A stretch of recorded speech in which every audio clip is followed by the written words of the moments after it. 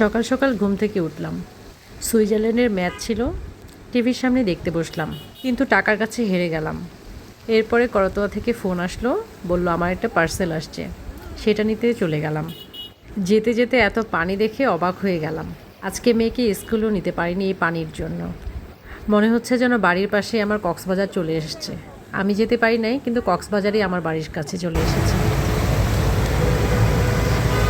এত পানি, ও মাই গড! আল্লাহ, পানিতে ডুবে গেল। পানির ঢেউগুলো দেখে মনে হচ্ছে সত্যি কক্সবাজারে চলে আসছে। চারদিকে এত পানি দেখে ভয় পেয়ে গেলাম। রিকশাওয়ালা মামাকে বললাম, করতোয়া থেকে পার্সেলটা নিয়ে আপনার রিকশাতেই বাসায় যাব। তো আলহামদুলিল্লাহ মামা রাজি হলো।